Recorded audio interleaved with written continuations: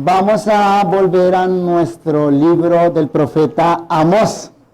Es decir, vamos a ir al capítulo 4 y la sección que vamos a comenzar a considerar va del versículo 4 hasta el 13. Esa sección, Amós 4 al 13, nos presenta en resumen los castigos que Dios envió a un Israel incorregible.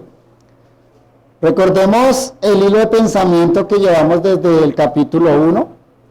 Amós lanza serias acusaciones contra 8 naciones, 6 naciones paganas impías de Canaán, y un juicio severo contra Judá, finalizando con un juicio contra Israel, que es en realidad el objeto de su profecía.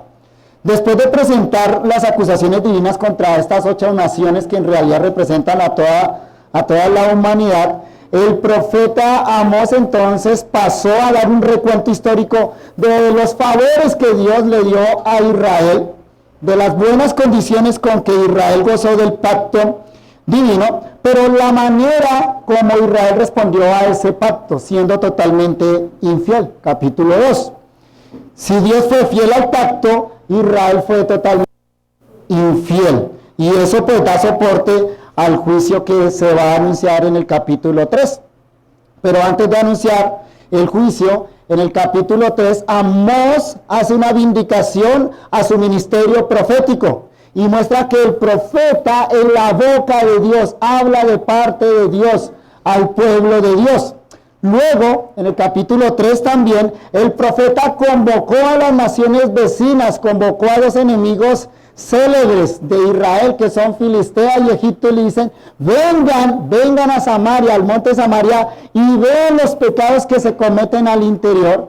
Y entonces finaliza el capítulo 3 mostrando los pecados que se cometían allá en la propia nación de ellos. Son en sí acusaciones, en la misma línea del capítulo 2, acusaciones contra los ricos opulentes de Samaria que oprimían a los pobres.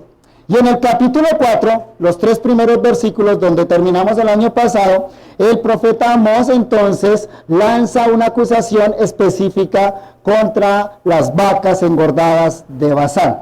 O sea, contra las señoras opulentas, las señoras bien vestidas y de lujo que vivían en Samaria y que oprimían a los pobres indirectamente, porque le pedían a sus maridos que les mantuvieran el lujo. Así llegamos a esta nueva sección del profeta Amós. Avanzando en este estudio, llegamos a una sección muy importante en todo el argumento del libro. Aquí vamos a encontrar el desarrollo de algunos temas que simplemente fueron anunciados anteriormente, pero sobre todo llegamos al punto culminante de la presentación del estado putrefacto de Israel. ¿Qué tan mal está este Israel? Bueno, podríamos decirlo de esta manera: Israel está muerto y enterrado bajo tierra, ya huele mal, putrefacto totalmente, lo que nos va a decir Amós en estos versículos. La nación es descrita como adoleciendo 2 enfermedades mortales. Primero, la hipocresía religiosa, y segundo, el endurecimiento de corazón. Y utilizo la palabra enfermedad porque no encontré una mejor, pero tengan en cuenta, este enfermo en realidad está muerto. Esto, digamos, es un muerto enfermo, o un enfermo muerto. Su estado es irremediable, pero los 2 síntomas que Amós va a señalar acá es, repito, hipocresía religiosa y endurecimiento del corazón. Y esto es aún más patético cuando consideramos que el profeta nos presenta a Dios desenmascarando esa hipocresía, golpeando el corazón endurecido y al final conminando o llamando seriamente a Israel al juicio. Todo esto en procura de hallar en este cadáver algún indicio de reanimación. A ver si hay alguna manera de resucitar a este cadáver. Leamos el texto. Amós, capítulo 4, versículos 4 al 13. Dice así la palabra del Señor. Id a Betel y prevaricad, aumentad en Gilgal la rebelión, y traed de mañana vuestros sacrificios y vuestros diezmos cada 3 días. Y ofreced sacrificio de alabanza con pan leudado, y proclamad, publicad ofrendas voluntarias, pues que así lo queréis, hijos de Israel, dice Jehová el Señor. Versículo 6. Os hice estar ardiente limpio en todas vuestras ciudades, y hubo falta de pan en todos vuestros pueblos, mas no os volviste a mí, dice Jehová. También os detuve la lluvia 3 meses antes de la siega, e hice llover sobre una ciudad y sobre otra ciudad no hice llover. Sobre una parte llovió, y la parte sobre la cual no llovió se secó. Y venían 2 o 3 ciudades a una ciudad para beber agua, y no se saciaban. Con todo, no os volvisteis a mí, dice Jehová. Os herí con viento solano y con oruga. La langosta devoró vuestros muchos huertos y vuestras viñas y vuestros higuerales y vuestros olivares, pero nunca os volviste a mí, dice Jehová. Envié contra vosotros mortandad tal como en Egipto.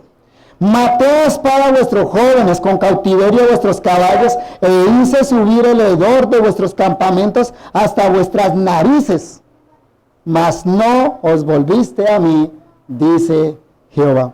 Os trastorné, como cuando Dios trastornó a Sodoma y a Gomorra, y fuisteis como tizón escapado del fuego. Mas no os volviste a mí, dice Jehová. Versículo 12. Por tanto, de esta manera te haré a ti, oh Israel, y porque te he de hacer esto, prepárate para venir al encuentro de tu Dios, oh Israel. Porque he aquí el que forma los montes y crea el viento, y anuncia al hombre su pensamiento, el que hace de las tinieblas mañana y pasa sobre las alturas de la tierra. Jehová, Dios de los ejércitos, es su nombre. ¿Qué tal ese texto? Espero que la sola lectura ya lo a usted reflexionar en alguna manera. Más claro no puede hablar el profeta Amós. La estructura de este texto es muy sencilla, muy fácil de discernir. Es la siguiente. Primera parte, versículos 4 y 5. La religiosidad vana de Israel delante de Dios. ¿Qué les dice Dios en esos 2 versículos? Vengan, vayan, ofrezcan sus sacrificios. Claro, ahí está Betel, ahí está Gilgal, 2 de los altares célebres de Israel. Vayan, ofrendas, lleven sus sacrificios, convoquen asambleas solemnes. Pero Dios les dice, eso es lo que ustedes quieren. Hagan lo que se les dé la gana. En palabras muy criollas, es lo que les está diciendo a ellos Dios. Esa es la primera parte. Repito entonces, la religiosidad vana de Israel delante de Dios. Versículos 4 y 5. Segunda parte, el corazón obstinado de Israel frente a los castigos de Dios. Versículos 6 al 11. Repito, el corazón obstinado de Israel frente a los castigos de Dios. Y Amós aquí enumera 5 castigos que Dios le mandó a Israel. 5 castigos. Y siempre termina con la expresión, no os volviste a mí, dice Jehová. O sea, 5 caminos, 5 castigos que no corrigieron a Israel. ¿Cuáles son esos 5 castigos? Crisis alimentaria, versículo 6. O sea, hambre. Segundo, sequía selectiva. Unas ciudades con sequía, otras no. Versículos 7 y 8. O sea, sed.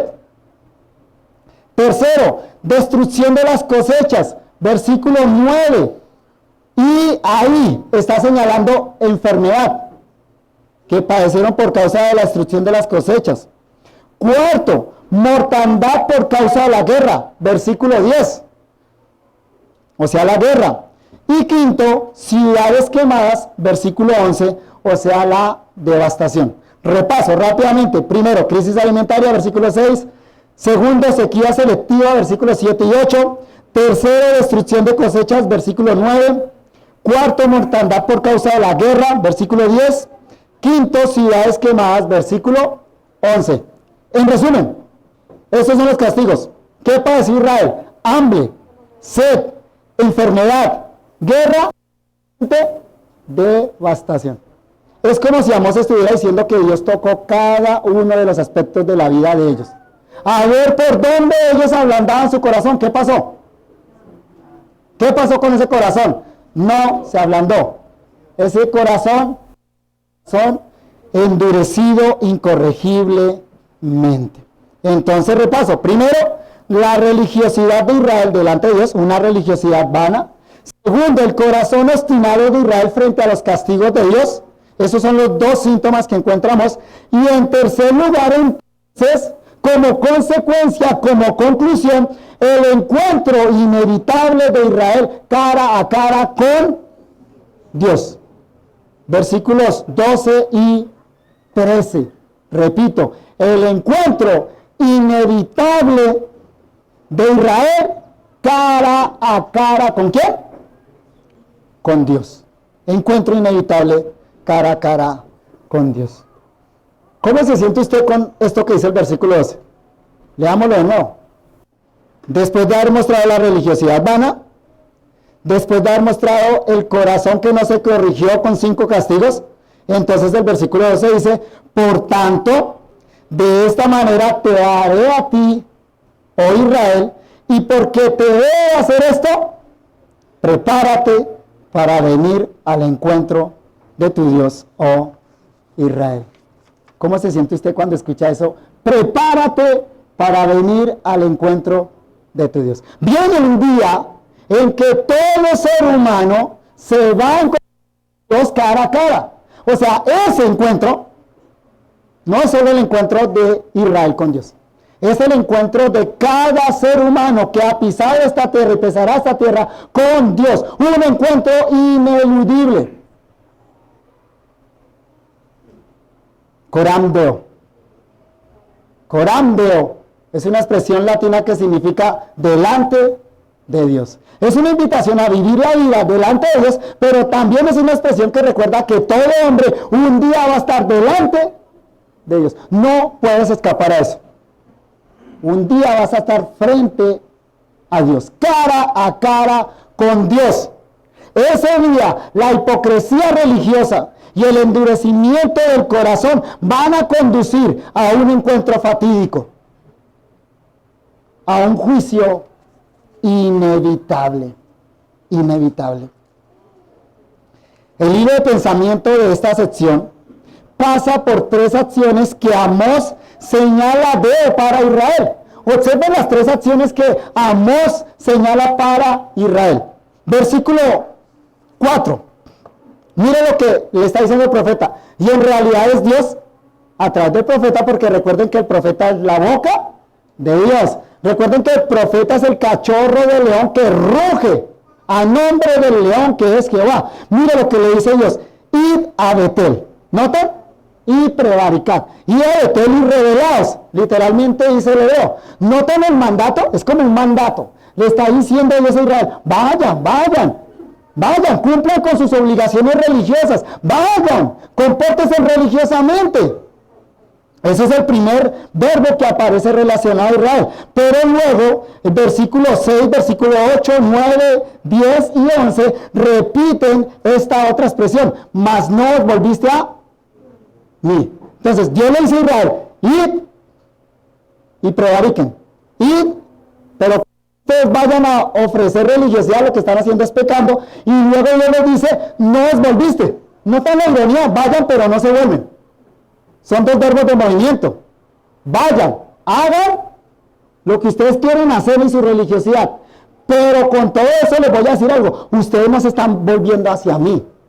Su religiosidad no es un camino de retorno hacia mí. Ustedes no están caminando hacia Dios, están caminando en dirección contraria a Dios. Y el tercer verbo es el que encontramos en el versículo 12. Prepárate.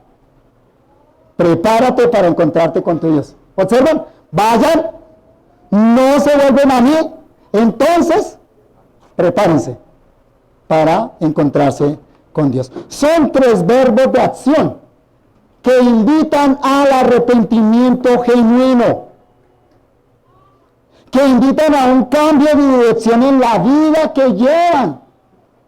Amós comienza con una ironía divina. O sea, cuando Dios le dice a Israel, allá en el versículo 4, vayan y prevariquen, debemos entender eso como una ironía. Y es evidente la ironía porque Dios le dice a Israel, pues eso es lo que ustedes quieren hacer. ¿Quieren vivir una vida religiosa ahora? Vayan, continúen haciendo eso. Vayan a sus altares, continúen yendo allá. ¿Quieren dar sus ofrendas? Denlas. Todo eso es ironía. Recuerden que Amós es un maestro de la retórica, un maestro de la oratoria, y le gusta utilizar varios recursos. Y uno de los que más utilizamos es la ironía. Vayan, continúen haciendo. Como cuando el papá le dice al hijo, siga, hágale. ¿Y ese hágale qué significa? No se meta allá. No lo siga haciendo. Ese es el lenguaje que Amós está utilizando acá de parte de Dios. Vayan a sus altares, altares que finalmente bendecían su injusticia y se alimentaban de la injusticia de ellos.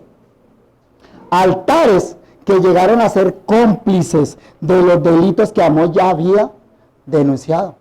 Recuerdan que ellos se echaban a los altares, llegaban con el vino que habían comprado, con las multas que le imponían a los pobres, y celebraban los altares. Esos no eran altares de Dios, eran altares más bien a la injusticia.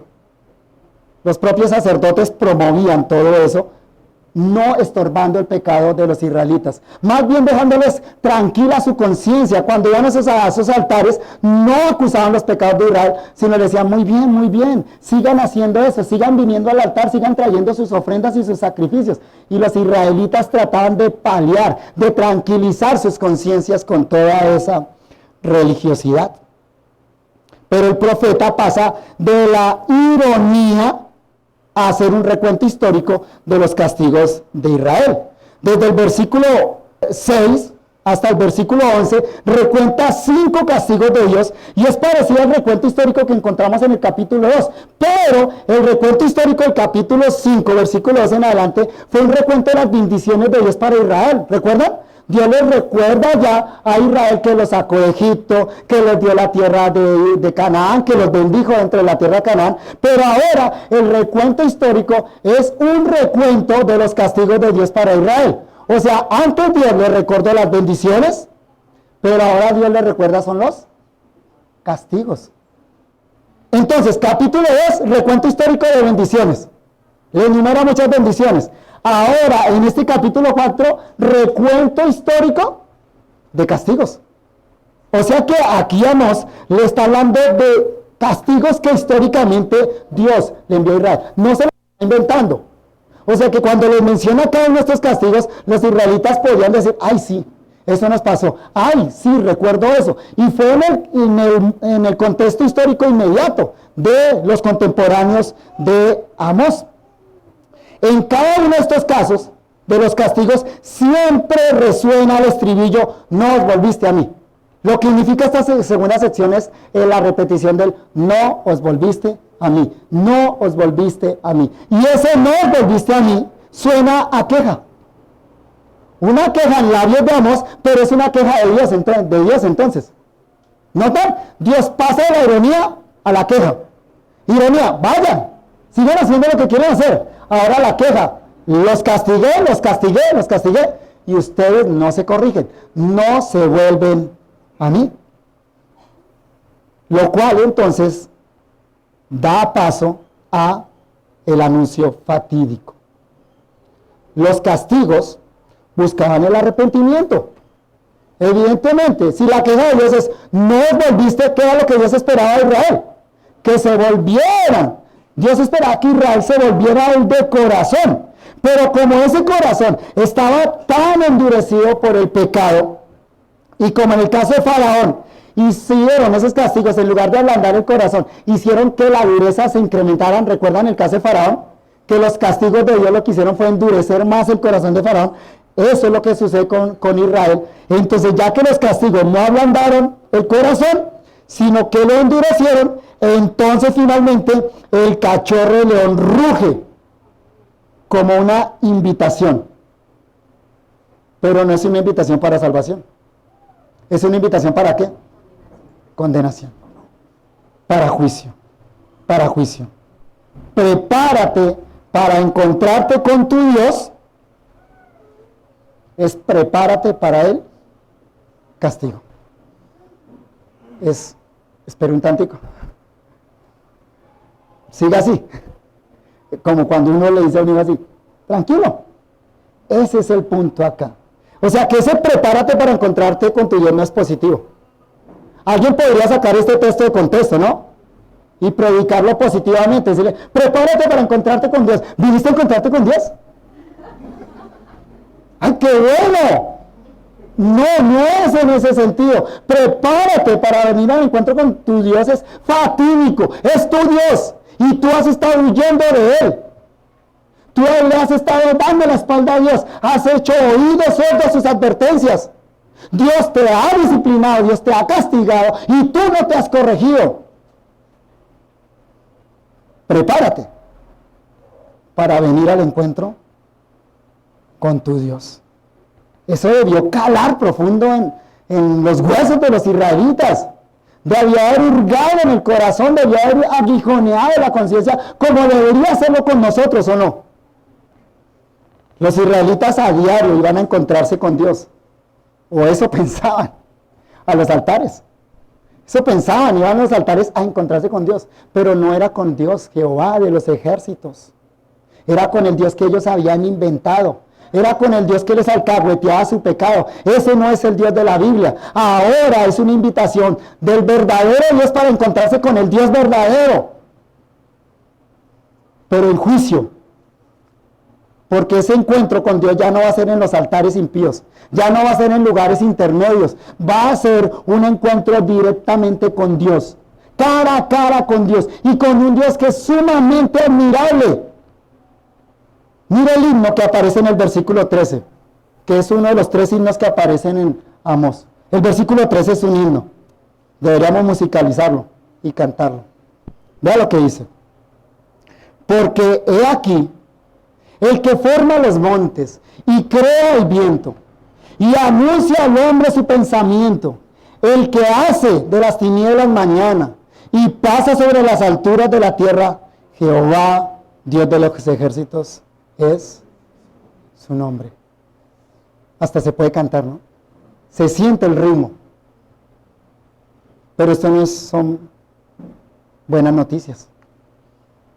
Ese Dios admirable que está escrito en ese versículo 13 es el Dios que se va a encontrar cara a cara con Israel, pero para juicio definitivo.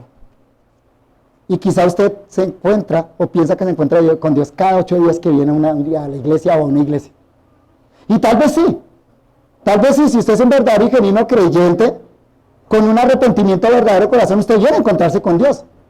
Pero si usted tiene un corazón endurecido, si usted tiene una máscara de religiosidad y de hipocresía, usted no se está viniendo a encontrar con Dios, no con el Dios de la Biblia. Se está viniendo a encontrar con el Dios que usted se imagina, el que usted inventó. Pero Dios, ¿qué está diciendo en este texto? Un día sí te vas a encontrar con Él.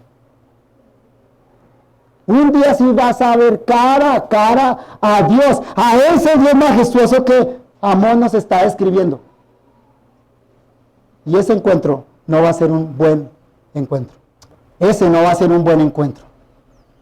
Va a ser el peor encuentro de su vida. Va a ser una cita fatídica.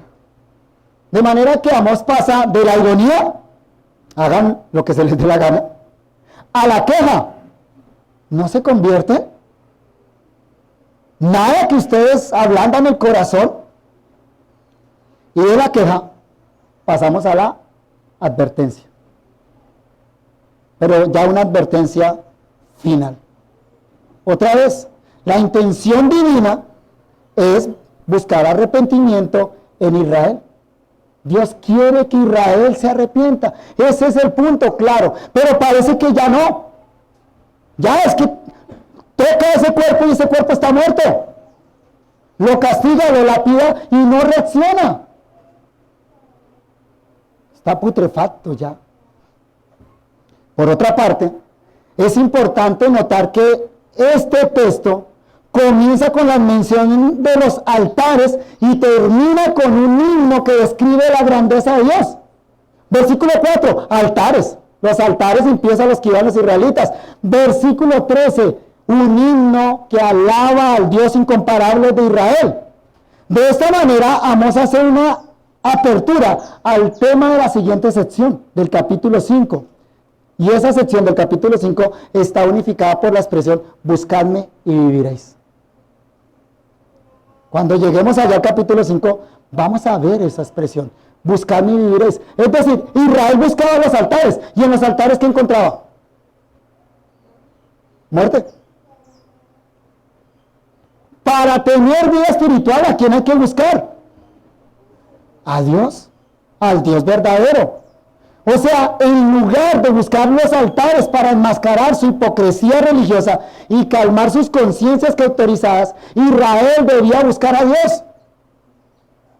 ¿Estás buscando a Dios? Me explico. Cuando vienes acá a la iglesia, ¿vienes en búsqueda de Dios? ¿O estás buscando simplemente una religiosidad que calme tu conciencia? ¿Estás buscando simplemente medios de sobornar a Dios? ¿O estás buscando simplemente alguna manera de tener una vida medio buena? Todo eso no conduce a nada. Al que hay que buscar es a quién. Los altares, el templo, la iglesia son medios, no son el fin. El fin de venir a la iglesia, ¿cuál es, hermanos y amigos? Buscar a Dios. Buscar a Dios. Porque solo en Dios podemos encontrar vida. Y como dijo Jesucristo, vida en abundancia.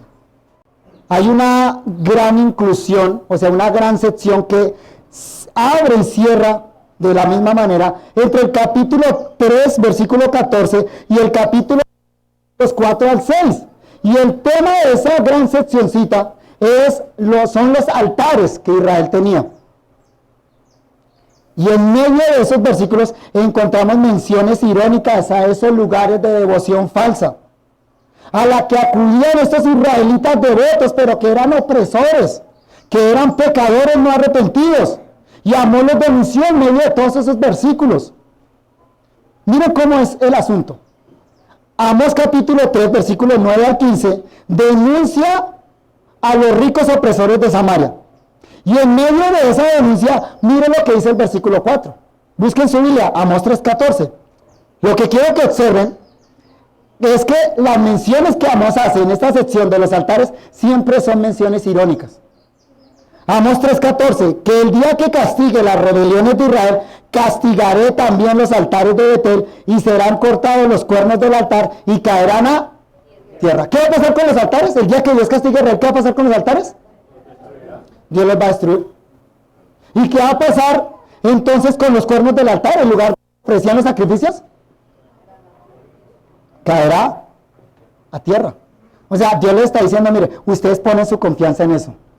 Su vida religiosa descansa en esas cosas.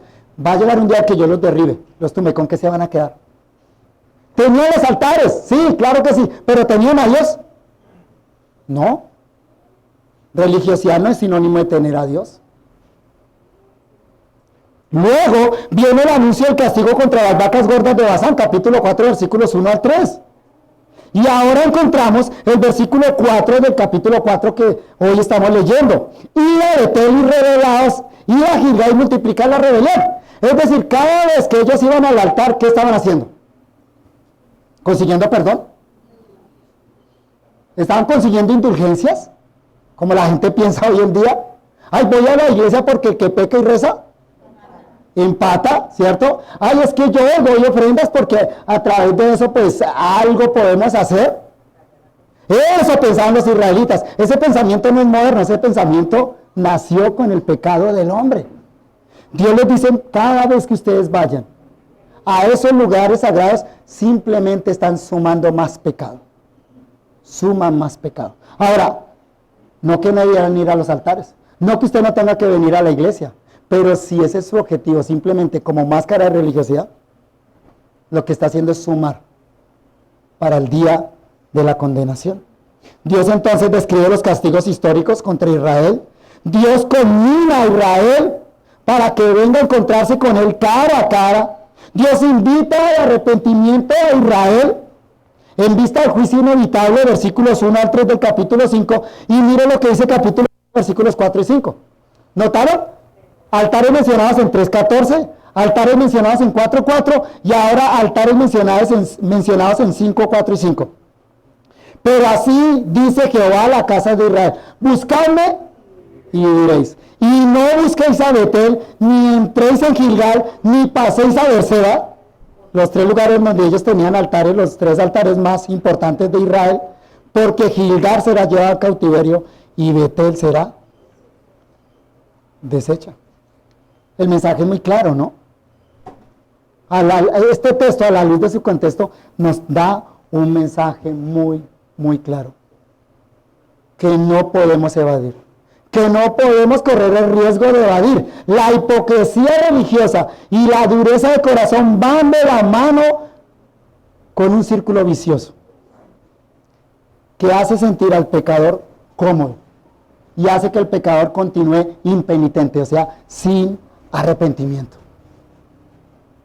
Hipocresía religiosa va a llevar a la dureza de corazón. ¿Y la dureza de corazón sabe a dónde rebota la persona? A la hipocresía religiosa. Va a estar siempre en ese juego la persona. La persona que no se encuentra directamente con Dios para salvación, sino que hace de la religión un medio para consentir sus pecados, entonces pasa de la hipocresía religiosa a endurecer más su corazón. Claro, tiene una máscara. Esa máscara entonces le da una sensación de seguridad, entonces el corazón se endurece. Y la dureza de corazón, como él no quiere en definitiva ser condenado, pero tampoco quiere ir a Dios, entonces lo lleva a continuar en su hipocresía religiosa. Normalmente va sumando más religión a su vida, más religión a su vida, pero entre más religión suma a su vida, más dureza de corazón hay. Y todo eso lo aleja cada vez más de la posibilidad de un verdadero arrepentimiento. ¿No pasa así en nuestros días? ¿No le ha pasado a usted o no le está pasando quizá eso a usted? Tal vez usted se pregunta, bueno, cada 8 días voy a la iglesia, pero no pasa nada. Sí está pasando algo. Su corazón se está endureciendo más. Ahora, la solución es entonces no vuelva a la iglesia. No vuelva a escuchar la palabra de Dios. La solución es la que Amós nos señala en el contexto, es no busquen la religión, busquen a Dios. Si vienes a la iglesia, ven a encontrar a Dios. Aunque eso te incomode y eso no te guste. La religión gusta, porque es que la religión halaga lo mejor del hombre. La religión aplaude nuestros esfuerzos. La religión nos deja cómodos en nuestros pecados. La religión dice, puedes seguir viviendo como tú quieras, siempre y cuando vengas a la iglesia, siempre y cuando des tu ofrenda, siempre y cuando cantes acá en la iglesia. Y por eso nos gusta la religión. Pero cuando nos encontramos con Dios directamente, Dios va a hurgar. Dios va a castigar. Dios va a señalar los pecados. Pero lo va a hacer para sanarnos, para curarnos, para darnos vida. Va a decir, estás muerto y hueles mal. Necesitas nueva vida. Claro, no nos gusta ir al encuentro con Dios porque empieza por Dios señalando los pecados. Dios quitando la máscara de hipocresía, haciéndonos ver a nosotros mismos y a los demás como realmente somos. Y golpeando nuestro corazón duro, golpeándolo a través de disciplinas y castigos para que ese corazón se rompa, se quebrante ese corazón. Ese no solo era un problema del siglo VIII, antes de Cristo. Es el problema del hombre de hoy. Ha sido siempre el problema del hombre. Y el apóstol Pablo nos lo recuerda muy bien en Romanos capítulo 2, versículos 1 al 11. Ábralo, por favor. Y es que aquí Pablo le habla a la gente religiosa de su época. O sea, es como un Amós hablando de la gente religiosa, pero ahora estamos en el siglo I. Y escucha lo que Pablo le dice a la gente religiosa de esos días. Por lo cual eres inexcusable, oh hombre, quien quiera que seas tú que juzgas, pues en lo que juzgas a otro te condenas a ti mismo, porque tú que juzgas haces lo mismo. ¿Ven la hipocresía ahí? Pero ven también la dureza de corazón. Mas sabemos que el juicio de Dios contra los que practican tales cosas es ¿qué? Según verdad. ¿Y piensas esto? Oh hombre, tú que juzgas a los que tal hacen y hacen lo mismo que tú, escaparás del juicio de Dios. ¿O menosprecias las riquezas de su benignidad, paciencia y longanimidad, ignorando que su benignidad te guía al arrepentimiento? Pero por tu dureza y por tu corazón no arrepentido, atesoras para ti mismo ira para el día de la ira y de la revelación del justo juicio de Dios. Esta es la manera de Pablo de decir, prepárate para el encuentro con tu Dios.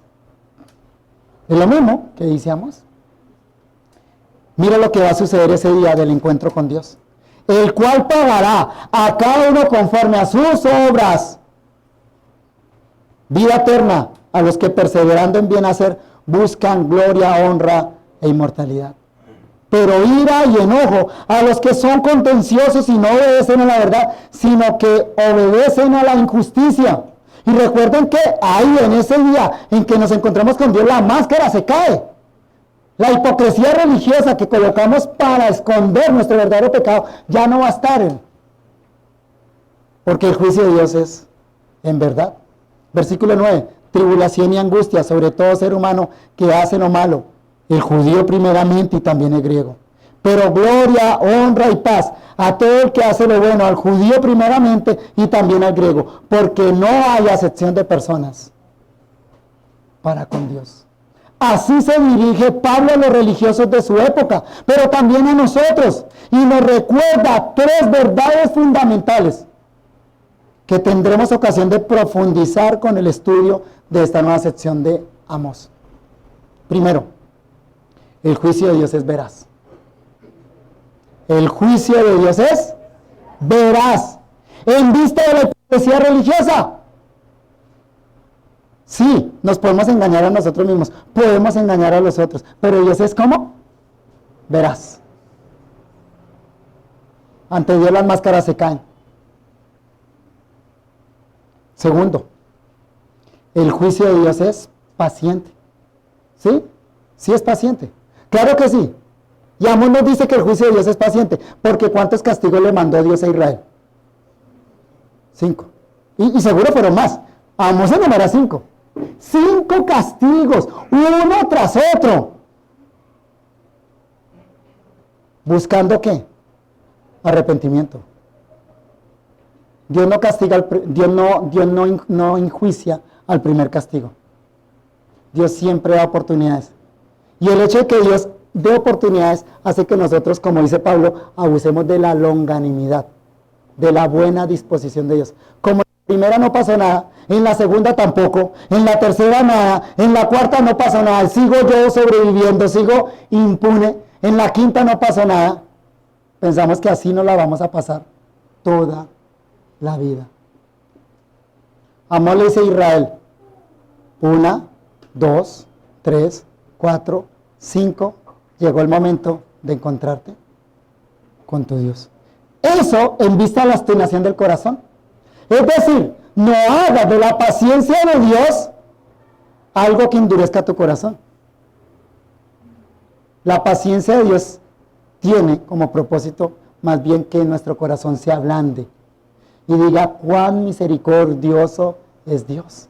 Me voy a rendir ante Él. ¿Qué esperas?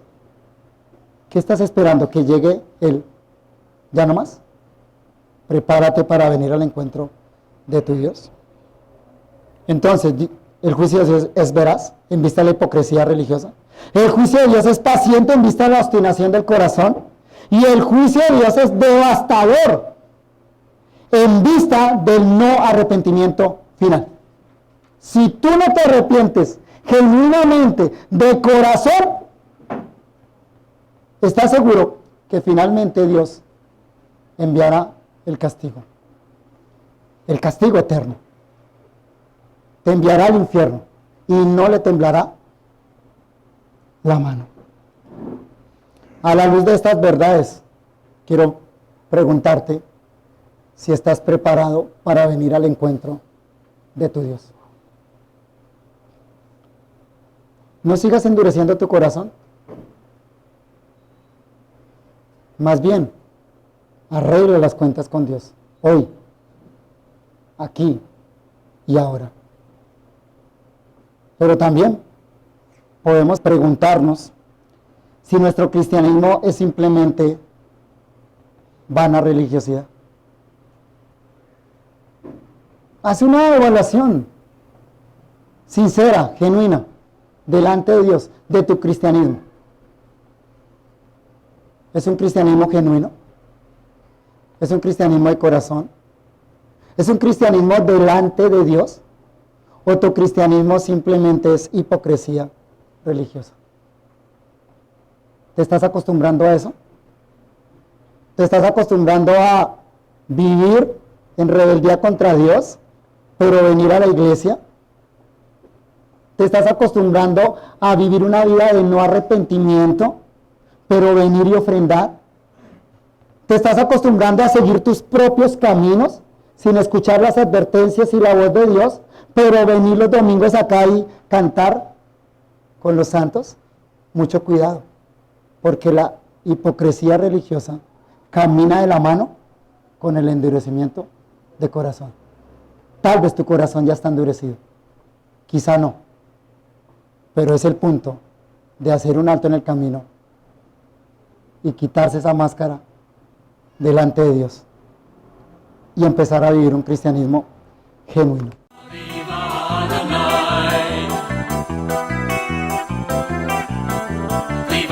Adonai,